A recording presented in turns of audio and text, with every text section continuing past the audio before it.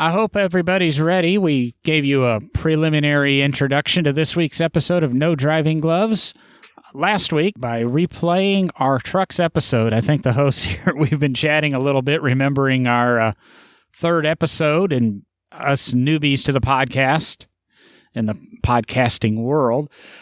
Hopefully some things have gotten better. So I think some of the sound quality in that's gotten better, but I would have to say we were pretty good on that third episode about sound quality. I know a couple episodes later on our TNA episode, we kind of shot the pooch, but we've got all three of them. I think the TNA episode was my fault. So, The TNA episode had about 18 different things going against it. That's the weekend I went up and visited Will at Mid-Ohio Street Rod Nationals, and I was on a business trip, and I had to go to the backup recording. It was just a nightmare. But we're going to hear, all three of us, do we have any catching up to do from the last 2 weeks? Any big news, any big happenings, or... That's what I thought. I guess we'll Will, did you you built like 3 new hot rods in that time, right? Yeah, 7. 7, I'm sorry. Yeah, we built 7 in 2 weeks. Yeah. 7 in 2 weeks. He probably built another pool and 3 more buildings too. You know, this guy just can't stop. Derek's been on us for a couple of weeks now, if not a couple of months. You know, Derek just gets long-winded and goes and goes and goes. We know how it is. We all listen to him on the podcast. He's almost as bad as me. Wants to do a trucks episode, and I tried to put it off, and then we hit all of these interviews. I had all these interviews booked, and a lot of guys wanted on the show, and we really haven't had a good Will, Derek, and I episode. We're going to talk trucks. We kind of hit on it about 18 months ago, kind of how we felt the industry was going in that. Since then, Ford is eliminated cars from their lineup. GM is eliminating cars from their lineup. I'm not sure Fiat Chrysler even makes cars anymore, or trucks, or whatever. In preparation for the show, we did a little bit of show prep, and when I'm telling these guys, I'm looking here at a computer screen with notes on it, and I've got like 9 pages of notes for pickup trucks. And when you consider General Motors makes 4-ish pickup trucks. Ford makes 2-ish pickup trucks. Dodge makes 1 pickup truck. Toyota makes 1 pickup truck. 2 pickup trucks. And Nissan makes 2 pickup trucks. That's a lot of news for 10 vehicles that are available in North America. I don't think I'm leaving anybody out. Where do we want to begin, guys? What in this truck world has caught you? Tailgates, pricing, the new entries, the downsizing. Where should we go? Where should we begin? It's just, this topic's ripe for the picking. Well, I like the fact that we're seeing the introduction of small series trucks again. Ford got out of it. They got rid of the Ranger. For a long time, Chevy had gotten rid of the S-Series trucks. Dodge got rid of the Dakota basically for a while. We're starting, of all those trucks, the Ford Ranger had a huge following. I knew probably 10, 12 guys that were Ford Ranger guys, and they've been holding on to their Rangers and driving them and maintaining them because they love them. So, that was one of the best followed small series trucks I think there ever was. And I think it's good to see them coming back, because in our previous episode, the third ever episode, and the recast of it last week, all of us talked a lot about, brought up kind of the history of trucks and becoming family vehicles. And I really think with kind of the look forward to greener technology, and we can talk about the announcement of electric trucks as well as we go through this episode, I'm sure. When you're looking at the greener technologies, the environmentally friendly issues that are coming up in the auto industry, this small series of pickup is going to step towards that a lot quicker than some of the full size F-150s, the Chevy Silverados, the heavy duty trucks, all those. So I think it's an interesting step to bring those small series trucks back because I think it is one of the moves towards a greener fleet, a more environmentally friendly fleet of vehicles within the auto industry. I think with the new introduction to all these small trucks, maybe the mini truck scene can make a comeback. You know? I mean, not that the mini truck scene is dead, because they still, have a bunch of shows and a big following of bagged and bodied trucks. But it's, come more of a jacked up full wheel drive thing, especially at SEMA and shows like that. I think it'd be cool for the mini truck scene to kind of come back around. I'm not a mini trucker by any means, but there was a lot of creative dudes that come from that era of time where you couldn't afford the full size truck, but you had some creativity and you had this little small truck and you just went crazy with it. So maybe it'll kind of 5 years from now, when you can buy a used 2019 Ranger or 2020 used 2020 Ranger or something like that, or you can start seeing that again maybe. I think John's all in for that. I really would hope that happens, but I think one of the appeals of the mini truck scene in the late 80s, early 90s, I mean, you're right. It's amazing to me that there's this huge contingent. I guess I follow on Instagram.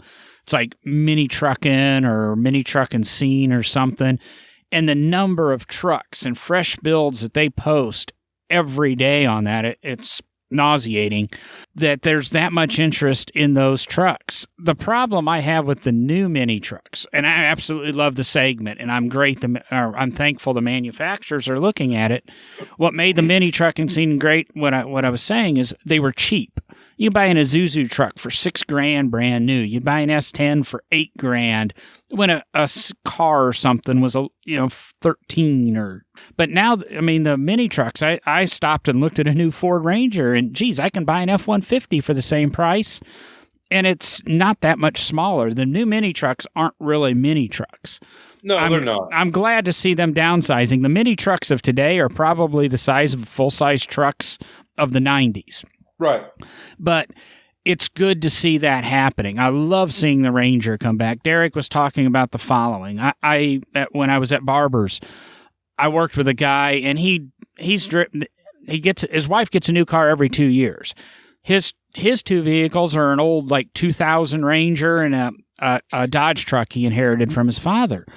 But he drives that Ranger every day, and it's a perfect vehicle.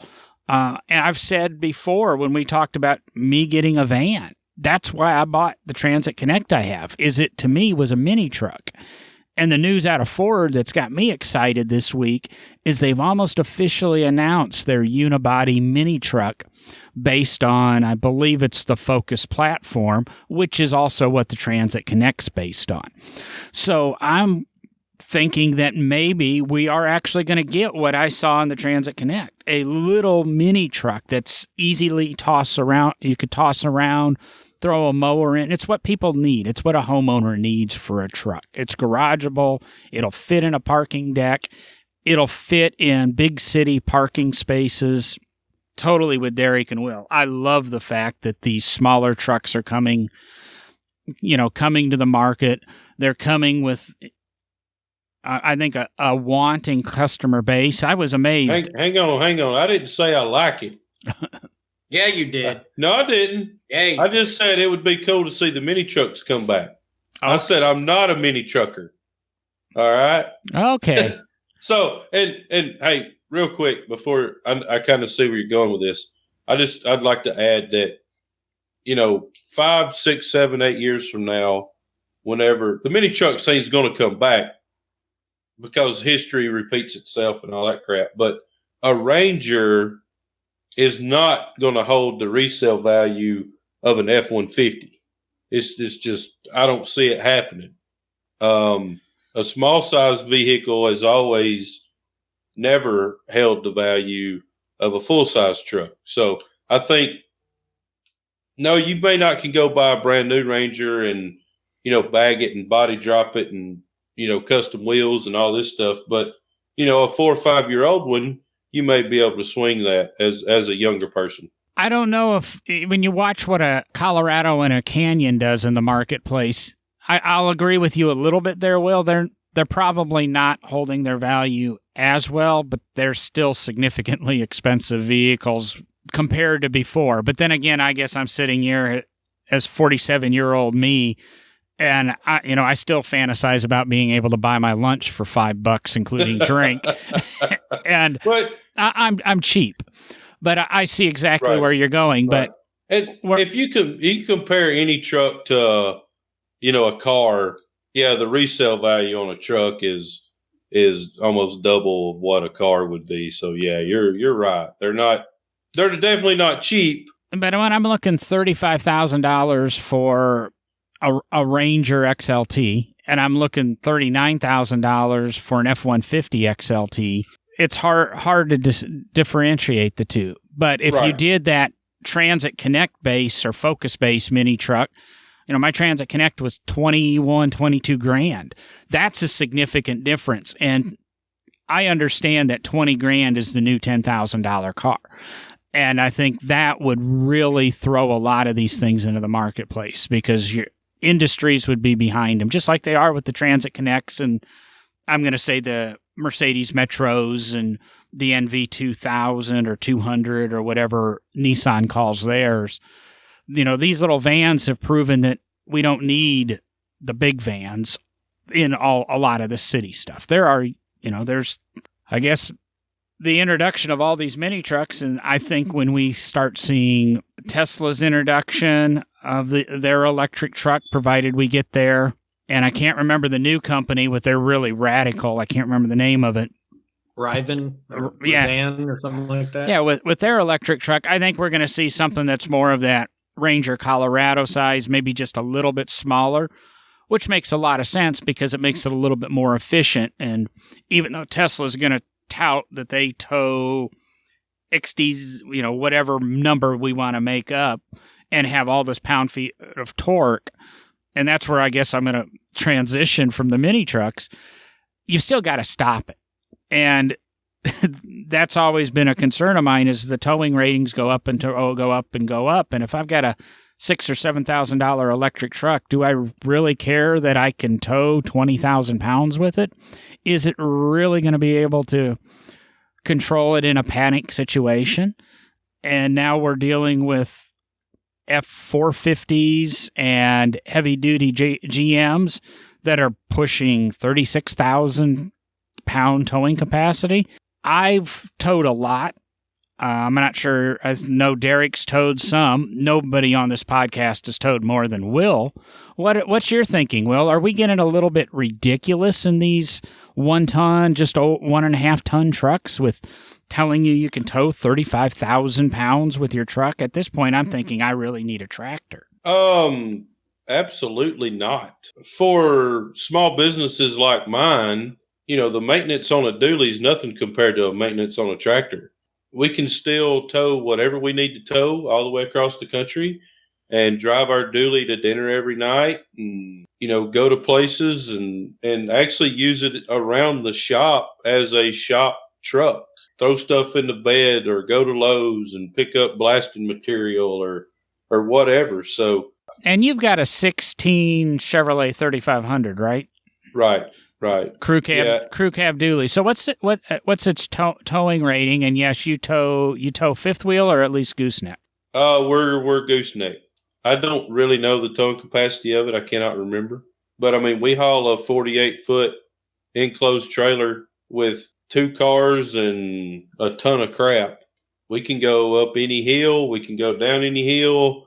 There's never any issues. They're just gonna keep making them where it tows stuff like that easier and easier and easier. And, going through, as long as you're not going through the mountains, you just set the cruise on whatever you want to set the cruise on and go. It's comfortable. You can, get in and out of places. I mean, I love our dually, and I'll buy another one here in the next couple of years, probably. I just keep making them bigger and badder and stronger as far as I'm concerned. And your dually's gas or diesel? Oh, it's diesel. Definitely diesel. You don't want to go gas burner that way. And I'll tell you, if they start making them electric, I'm going to choke somebody. Well, I think General Motors and Ford will at least go hybrid, some sort of dual thing before they go that way. But well, I mean, why not? You could. Well, it would be an interesting theory, but you could go over to some type of diesel electric hybrid. Are you going to steal my RV idea where we have a diesel generator that powers the 4 electric motors on the wheels, just like we do locomotives? Well, yeah.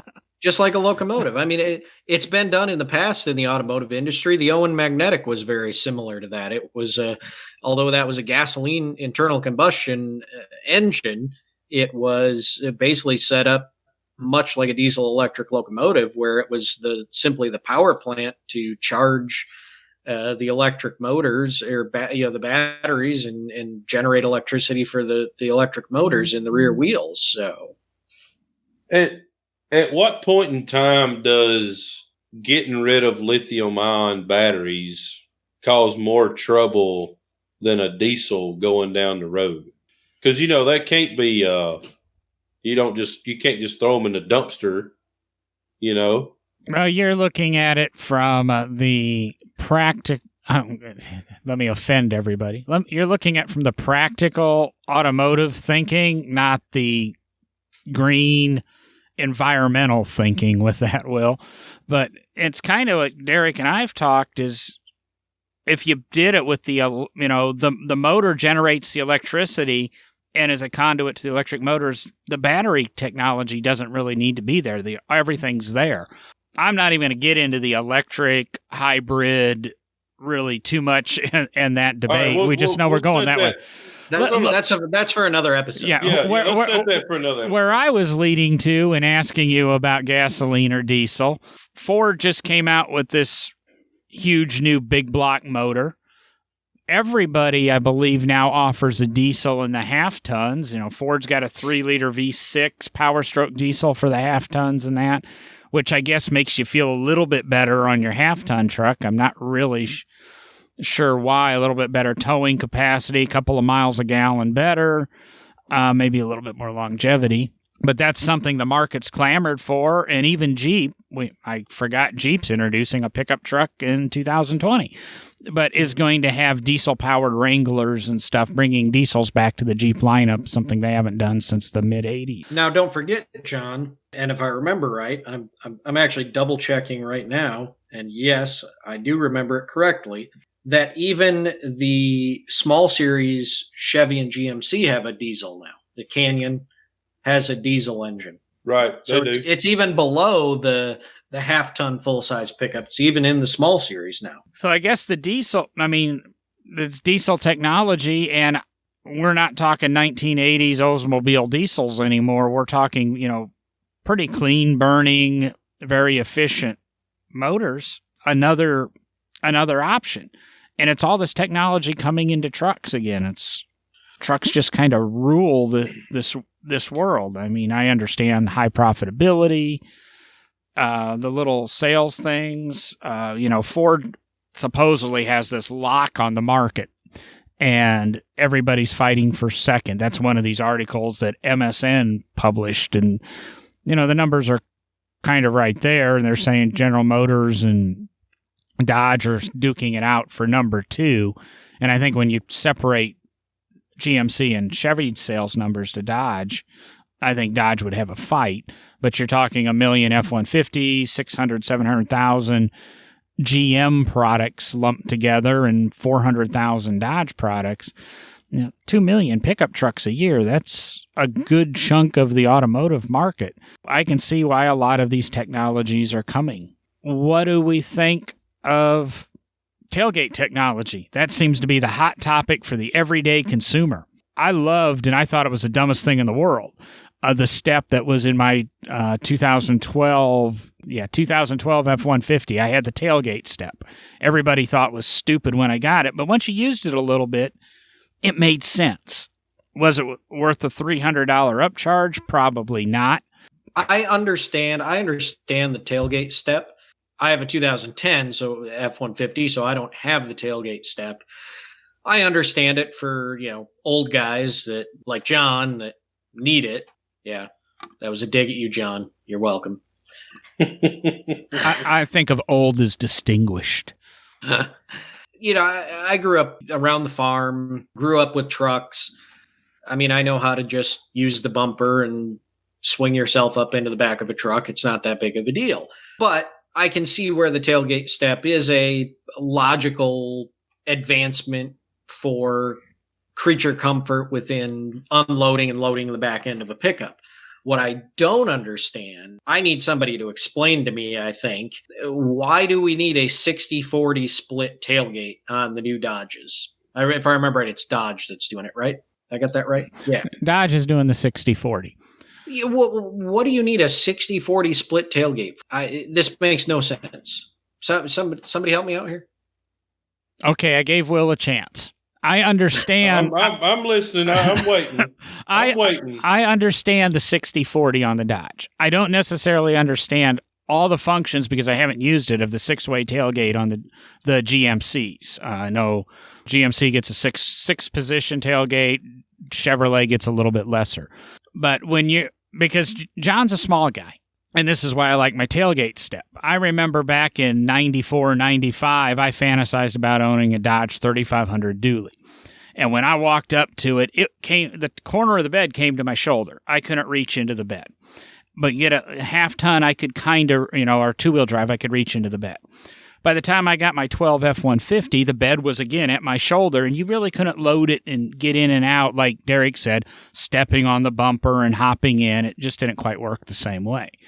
What the tailgate does in the 60-40 tailgate is if you're 5'7" like me, or 5'4", or 5'2", and you're driving your behemoth of a truck, and you go grocery shopping with it, or you go to Home Depot and you buy a Delta faucet and a couple flats of flowers, and you want to load them into the truck, if you lower the tailgate, you've got to reach across this 2.5-foot expanse of metal to get it to the tailgate, where the 60-40 allows you to swing the tailgate open, and in 60-40, you don't have to have 4 or 5 feet behind the vehicle. You're only opening 2.5 feet out into the parking lot, or if you're parallel parked, you're not opening into the guy behind you to help you load the vehicle without getting dirty and without having that reach. That's, in my opinion, the whole thinking, is being able to access the bed a little bit easier for smaller people. Whether or not you buy that, I don't know, but it does it makes sense to me. I think the reason Dodge went that way is we forgot another pickup truck on the market, if you call it a pickup truck, and that's the Honda Ridgeline.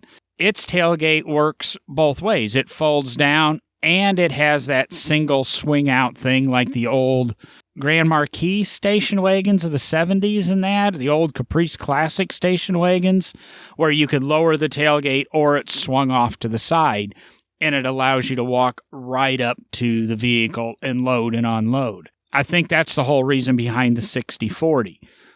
Like I said, the GMC one doesn't make sense because it still folds down, and then I can fold down another section of it so I can get closer to the truck, but it's still kind of in the way. That one, like I said, doesn't make sense, but the 60-40 of the Dodge does. The Rambox storage system doesn't make sense to me, but that's a whole nother story. All they're doing is dumbing this crap down. People that's never drove a pickup truck can go to the store and buy freaking groceries. If you have trouble putting crap in the bed of your truck, it's real simple. They all need to be lowered anyway. Lower it so you can get to the bed of your truck. I mean, no. You lift a truck. No. Lift a truck. No, trucks. We've had this conversation before. We have had this conversation. You lift a truck. And we established you lower a truck. See, there you go. Done. And no, in all reality, I mean, it's again, they're catering to their market. They see the people buying. I mean, to me, they're reaching. You're reaching for something that to me is just stupid. I mean, I'm sure one day I'm going to own a truck that's got the most stupidest tailgate you've ever seen before in your life, because that's where it's going.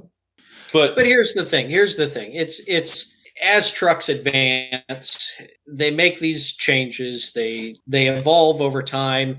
And one of the big things is that they're evolving to become more and more a family-friendly vehicle. And I'm sure back when Dodge introduced the quad cab, the extended cab that had the short doors that opened up to get into the back seat easier. If podcasts had existed back then, there would have been 3 idiots like us sitting on a podcast saying, why do they got to do this to a pickup truck? What was wrong with it before? You don't need this door to swing open. That's my take on it, is that it's just one of the steps forward in we're getting away from automobile manufacturing by the American auto manufacturers. So they've got to make the small series and even the large series trucks the family-friendly vehicle that people are going to be looking for. I mean, I understand that side of it.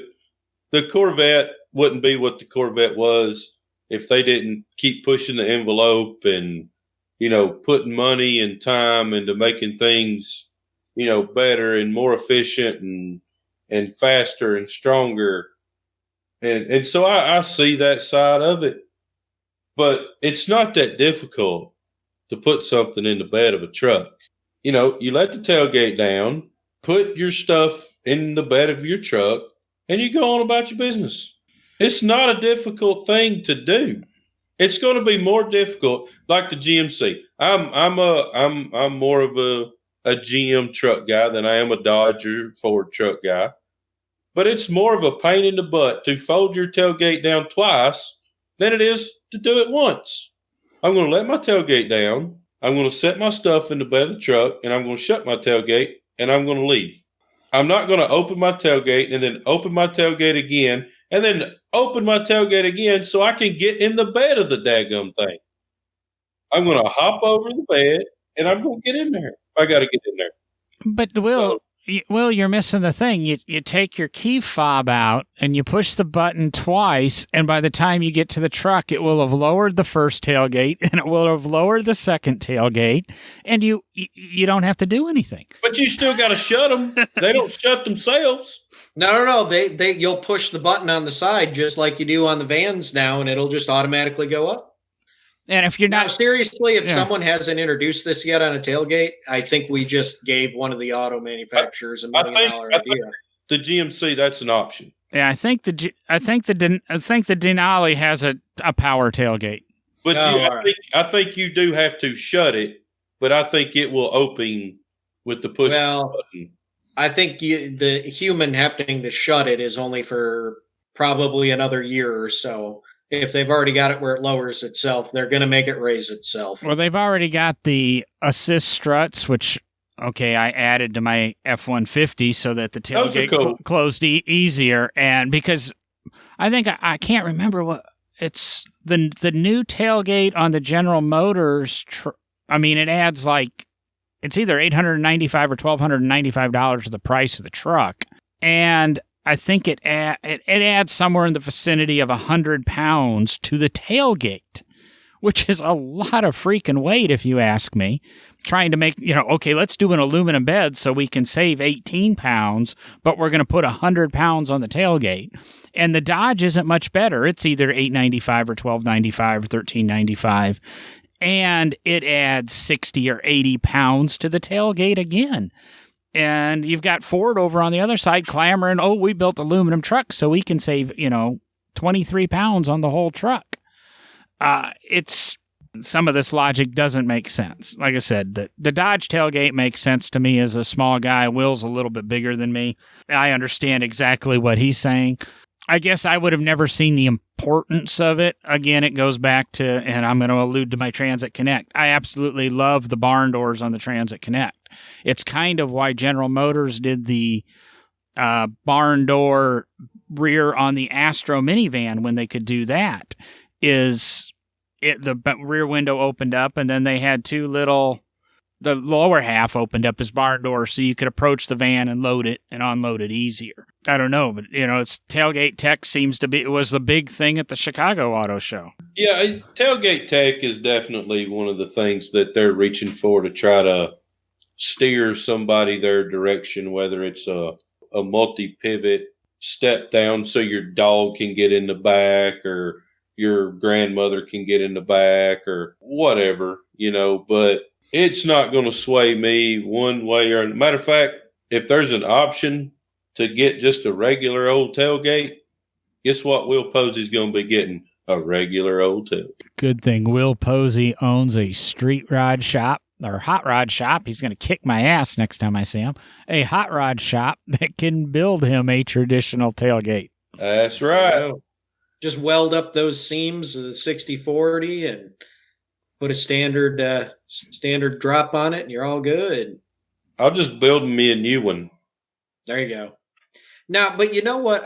Truly, what I think a lot of this is, and we're talking about the collector car hobby, and we've already talked a little bit about the mini trucks coming, with mini truck, culture coming back. I think one of the big things that's going on with all of this advancing technology and tailgates that lower themselves and minivan back hatches that raise and lower themselves, we just have to look at the fact that we're removing more and more of what they're doing is removing the human from the automobile so that we can get closer to autonomous vehicles. So I think all of these things that we're talking about with the technology going in and some of that, I mean, one of the other things I notice is, we're talking about towing and tailgates and all these different things.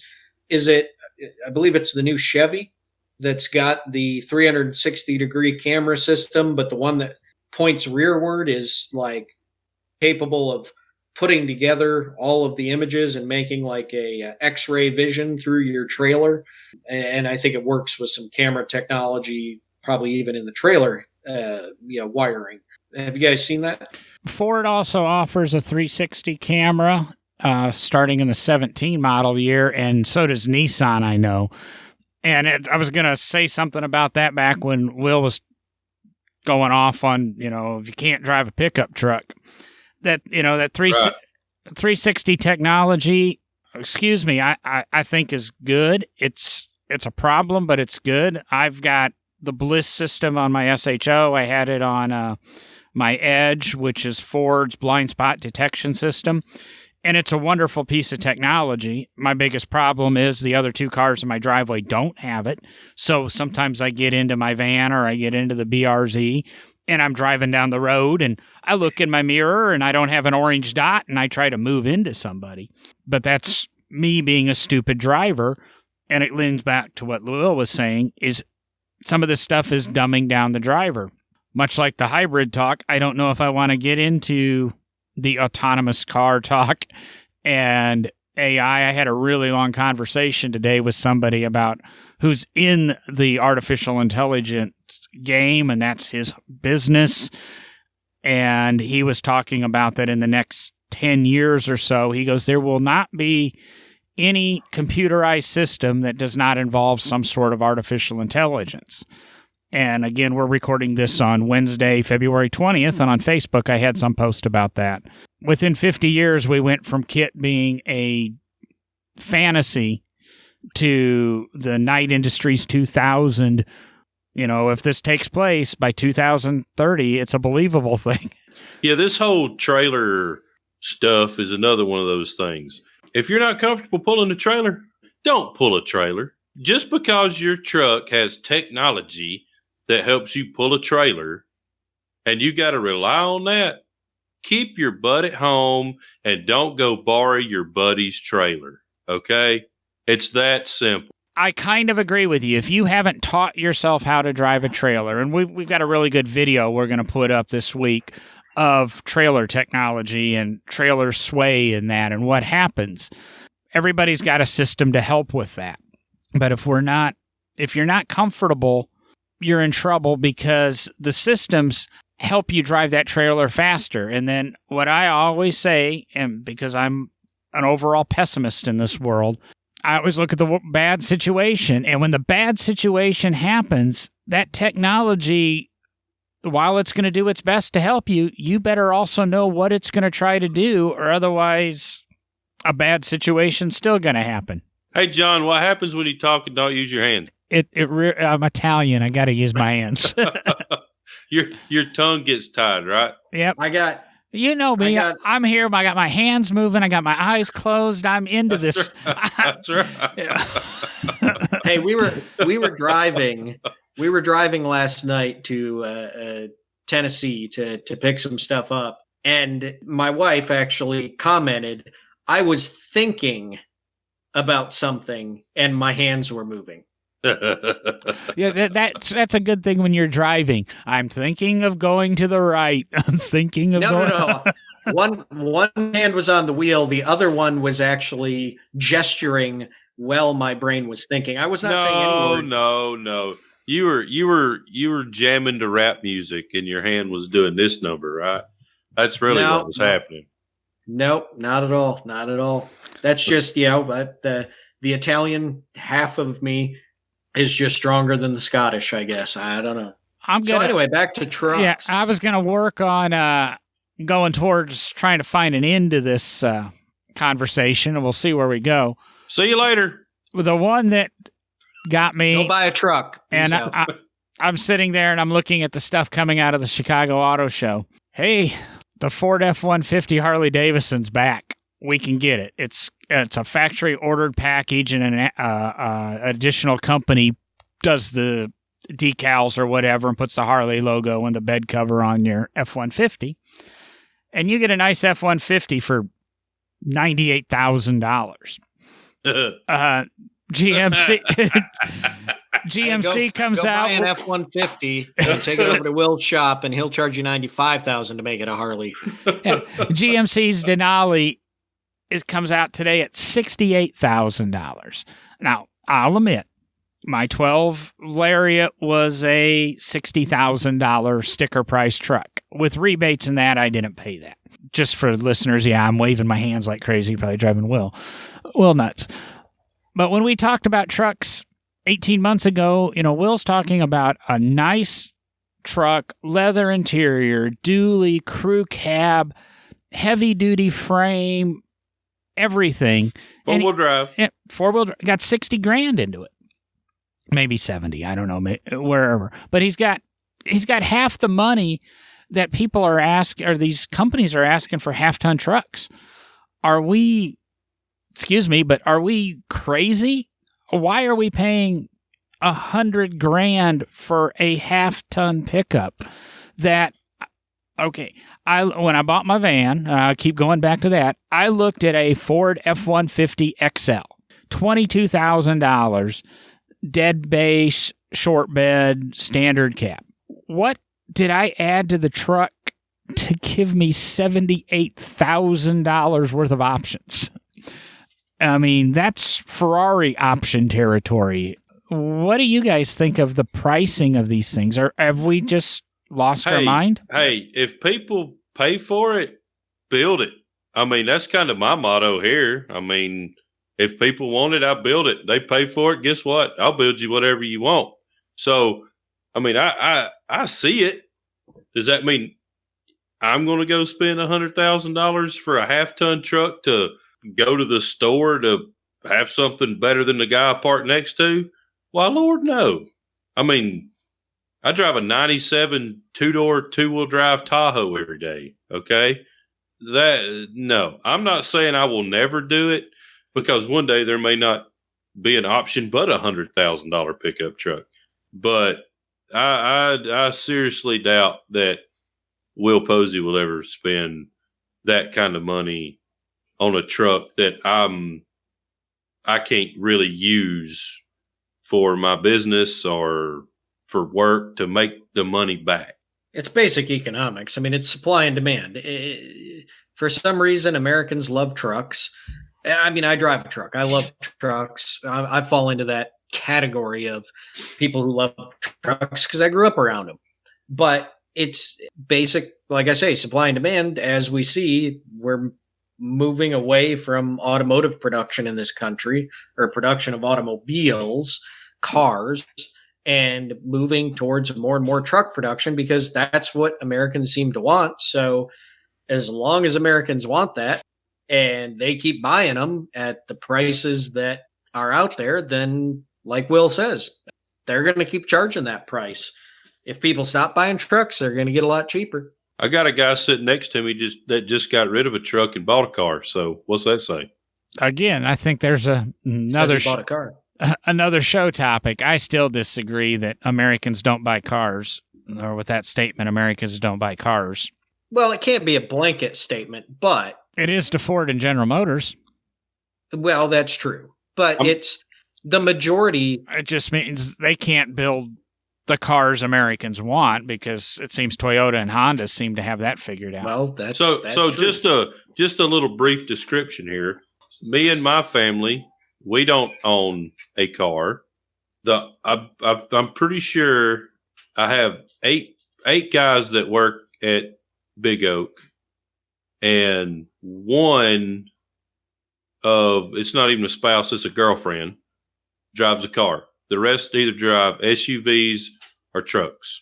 Other than Holden, he just sold his truck and bought a Corvette. So Chevrolet ain't gonna quit making the Corvette, but his wife drives an SUV. I got a truck. My wife drives an SUV.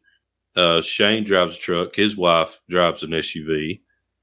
I mean, that's where it's at. On the flip side, my previous job, I'm trying to think, about 20, 25 people came in every day to work. I'm counting 6 SUVs in the parking lot. Everybody else drove cars. And I'm on the fence because I drive either a minivan or a car. And how many of those cars were American? Exactly, because there you go. None of them were. There you go. And when you get out in more of a rural Alabama, like where I'm at, everybody drives a truck. That's rural America, though. That's not just Alabama. That is everywhere. You're exactly right. Now, I went to San Francisco a couple of years ago and met up with a buddy of mine who I went to high school with, played football with, yada, yada, yada. And he's a machinist for the cable car company in San Francisco. He came and picked me up, and he's in a Toyota pickup truck. And so we're just buzzing down the interstate in San Francisco. And, we just get to talking about trucks and cars. And he goes, man, nobody around here drives a truck. And he said, ultimately, I haven't lived in Alabama in a long time, but I'm still from Alabama. It's hard to live without a pickup truck.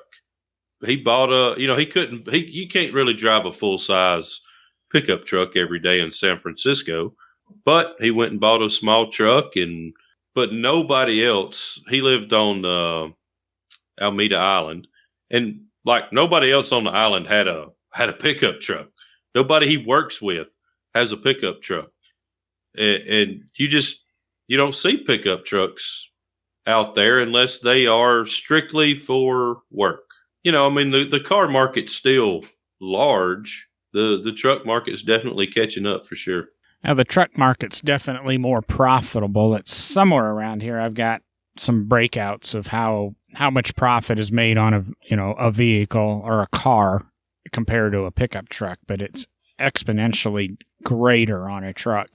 And then when you're selling $100,000 F-150s, it's even more. The largest section of SEMA this year was the sport truck market, whether it's 4-wheel drive, 2-wheel drive, whatever.